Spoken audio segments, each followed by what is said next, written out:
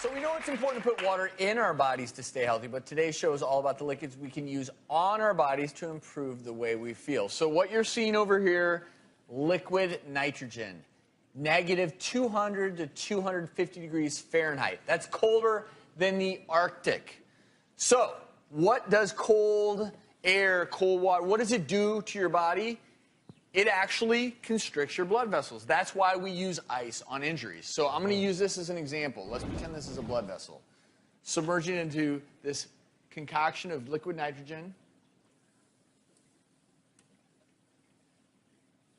You see how that balloon is deflating? Yeah. Well, it's not constricting deflating. the balloon. Just the air is inside of it. Just like similar to a blood vessel. And then you get it out of the cold, and your blood vessels will expand.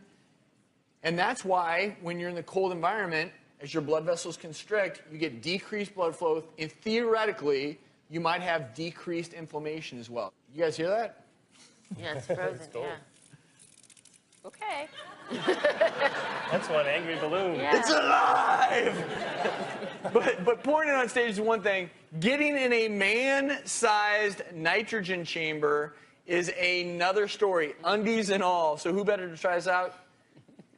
Yep, you guessed it, Dr. Sears. We all know that a cold shower can be really good for you. Boost your circulation, boost your immune system, but those are only about 40 to 50 degrees Fahrenheit. I'm about to go into a chamber that's 250 degrees below zero. So what sort of thing am I about to do? You'll stand in the cryo chamber and you'll receive the whole body cryotherapy treatment. And basically you're going to have a mist around you. It's going to look kind of like the steam from dry ice. Now this sounds really, really cold, but you're saying it's not going to be like ice water. You know, water has a much greater amount of heat loss that it creates, whereas the air does not. So the cold really is restricted to the very surface layer of your skin. You ready to get changed? We'll get you going. Sounds good. Okay, ready for the Polar Bear Club.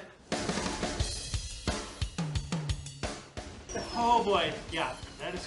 We're going to go for 2.5 minutes. 2.5 minutes? 2.5 minutes. You can What? do it. How long has it been so far? So far it's been 60 seconds. Oh. So right now in Jim's body, what's going on is his blood is being redirected away from the small blood vessels in the extremities and towards his core, towards his organs. And that's going to stimulate the rate of tissue repair and help reduce the circulating levels of inflammation. And you're doing awesome. You've got about 30 seconds left. A little bit left. Are you getting a little bit of a shiver? Oh yeah. That's perfect. Shiver. You want to get that right about at the end. Oh man. So we're down to the last few seconds. Okay, come on out. Okay, wow. Look at that. So how long did I do? You did the whole 2.5 minutes. That was phenomenal for your first Wow, time. first time, huh? Yeah. That felt like a long time. That was cold in there.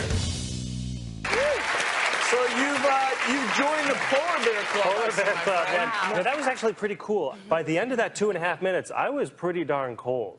But, you know, right before I went there, I had done some other pretty vigorous exercising, and I was pretty darn sore. And after this therapy, I was actually pain-free, which was actually pretty cool. Really? You know, similar how you'd expect with an ice bath.